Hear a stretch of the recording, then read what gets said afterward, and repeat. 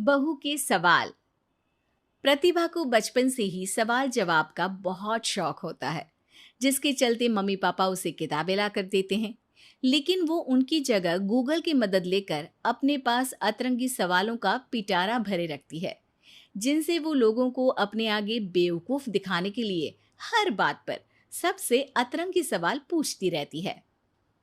ओ बहू, कहाँ है? जरा जल्दी इधर आ। क्या हुआ मम्मी जी?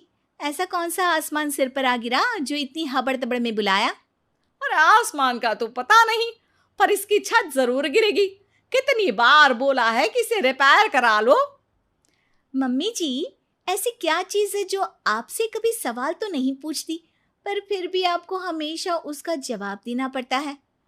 हे भगवान, यहाँ घर गिरने को आया और इसे केबीसी खेलना है। अरे तू अपने सवालों का टोकरा अपने पास ही रख, मेरा बेटा करा देगा।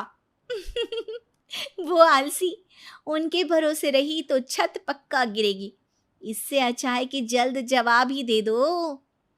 प्रतिभा की बात सुन सास असमंजस में वहीं बैठ जाती है, जिसे देख प्रतिभा मुस्कुराते हुए वहां से चली जाती है।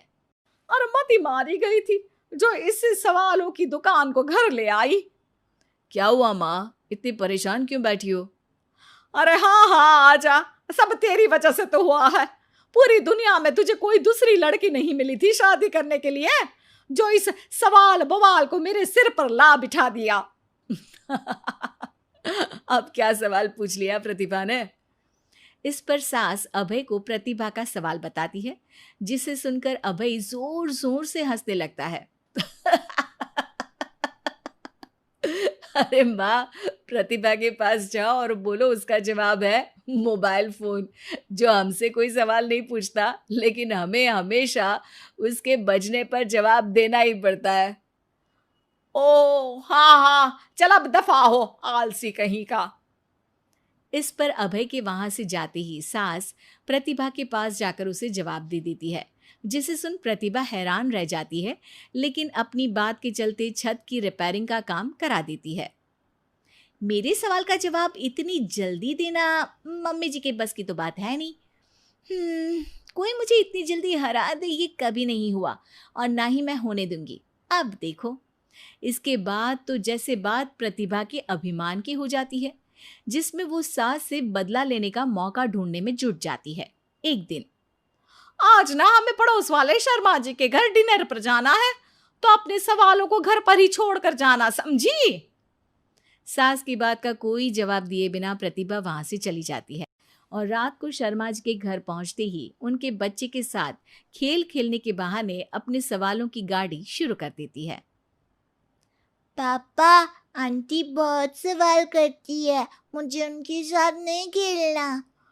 अरे ना ना बच्चा, आंटी आपकी नॉलेज के लिए ही तो पूछ रही होंगी ना। अच्छा तो बताओ, एक लड़की 50 फुट की सीढ़ी से गिरी, फिर भी उसे चोट नहीं लगी, क्यों? बच्चे की बात सुनकर शर्मा जी सिर खुजाते बैठ जाते हैं। अब अरे बच्चा, जाओ खिलौने से खेलो, जाओ जाओ। क्यों शर्मा जी, जवाब नहीं पता तो बच्चे को भेज रहे हैं? अरे आप सब भी क्या सवाल जवाब में लग गए, डिनर करते हैं ना। अब तो जवाब सुनकर ही खाना खाऊंगी। क्योंकि वो लड़की आखिरी सीढ़ी से गिरी थी, इसलिए चोट नहीं लगी। मिल गया जवाब, अब कोई बदतमीजी या सवाल नहीं। अच्छा, तो आज तक मम्मी जी को भी सारे जवाब आप ही बताते थे? क्यों, तुम्हारे अहंकार को ठेस पहुंची कि कोई तुमसे तेज कैसे हो सकता है? ओहो, इतना कॉन्फिडेंस! तो बताओ, एक साल में कितने सेकंड्स होते हैं? 12। 2 जनवरी, 2 फरवरी एंड कंटिन्यूड। ज्यादा तेज हो। अच्छा, ऐसी क्या चीज है जिसे तुम छुए बिना पकड़ सकते हो? बात।